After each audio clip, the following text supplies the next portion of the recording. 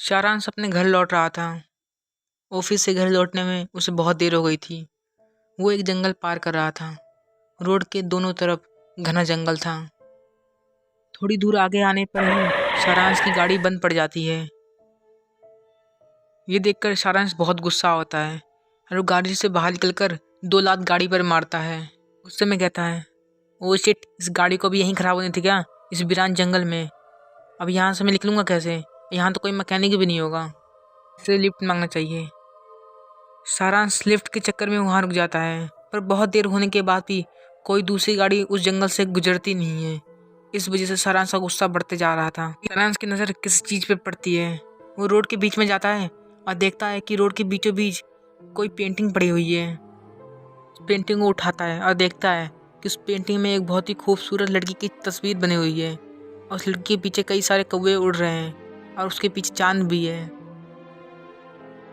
Painting काफ़ी ज़्यादा खूबसूरत थी और उससे सारांश काफ़ी ज़्यादा अट्रैक्ट हो रहा था।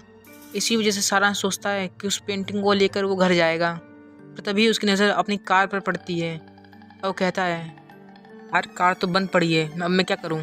एक काम करता हूं, एक बार कोशिश करता हूं, क्या अब तक कार चालू हो जाए। ये कहकर सारांश गाड़ी में बैठता है और कोशिश करता है गाड़ी चालू करने की। अब पहली ही कोशिश में वो गाड़ी चालू हो जाती है।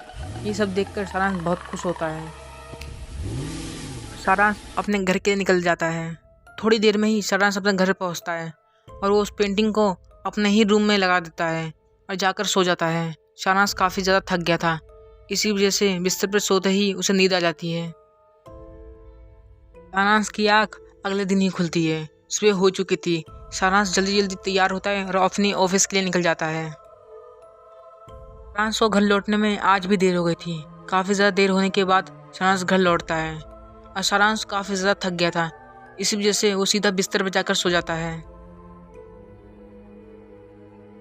सारांश खाना खाकर ऑफिस से ही आया था, इसी वजह से सारांश खाना भी नहीं खाता है। वो सोया ही था कि तभी उसे कौवों की आवाज़ आने लगती है।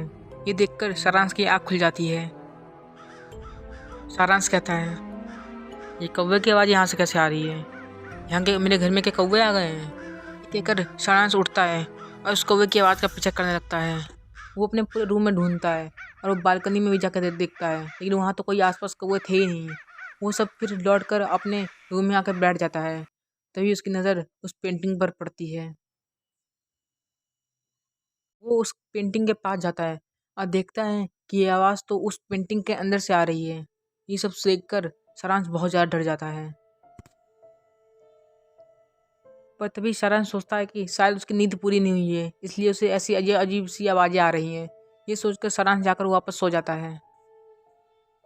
सारांश ब्रेकफास्ट कर रहा था, तभी उसे कल रात की चीज़ें याद आती है और वो सीधा उठकर उस पेंटिंग के पास जाता है और उसे गौर से देखने लगता है। उसे उस पेंटिंग में अब कुछ अजीब नहीं लगता है और वो सोचता है कि शायद कल रात को उसकी नींद पूरी नहीं हुई थी, इसीलिए उसे अजीब अजीब सी आवाज़ें आ रही थी। और सारांश अपने ऑफिस के लिए निकल जाता है। सारांश ऑफिस से लौट आता है घर। खराब हो गई थी, इसी वजह से वो जल्दी लौट आता है और आकर सीधा सो जाता है। जब उसकी रात को नींद खुलती है तो वो देखता है रात के 12 बज गए थे और तभी उसे फिर से उन कौवों की आवाज़ आने लगती है। सारांश को डर लगने लगता है। तभी उसकी नज़र सीधे उस पेंटिंग पर जाती है और देखकर उसके रोंगटे खड़े हो जाते हैं, क्योंकि उस पेंटिंग में कोई भी कौवा था ही नहीं। फिर उसकी नज़र सीधे ऊपर जाती है तो उसके दीवार के ऊपर कई सारे कौवे बैठे हुए थे। ये सब देखकर सारांश बहुत डर जाता है। फिर वो सीधा अपने रूम से बाहर निकलने लगता है, लेकिन तभी वो सारे कौवे उस पर हमला कर देते हैं। वो सारे कौवे सारांश के शरीर को नोचने लगते हैं, जिसकी वजह से सारांश के शरीर से खून निकलने लग जाता है। सारांश अब ज़मीन पर गिर गया था, तभी वो सारे कौवे वहाँ से हटने लग जाते हैं। सारांश ये देखकर जब जैसे ही ऊपर मुड़ता है, देखता है कि पेंटिंग में खड़ी लड़की उसके सामने है और उसका चेहरा अचानक से बदलने लगता है और उसका चेहरा एक चुड़ैल में बदल जाता है। ये देखकर सारांश की चीख निकल जाती है और अगले दिन सारांश के पड़ोसियों को सारांश की लाश मिलती है। सारांश का चेहरा भी पहचान में नहीं आ रहा था। उन कौवे ने उसके चेहरे को नोच खाया था, जिसकी वजह से उसका चेहरा बहुत ज़्यादा डरावना लग रहा था। इस हादसे के कुछ दिनों बाद एक गाड़ी तेजी से एक जंगल पार कर रही थी। रास्ते के बीच में वो गाड़ी बंद पड़ जाती है और उसका ड्राइवर बहुत गुस्सा हो जाता है और गाड़ी से बाहर गुस्से में निकलता है और वो अपने चारों तरफ देखने लगता है। उसके चारों तरफ जंगल ही जंगल था।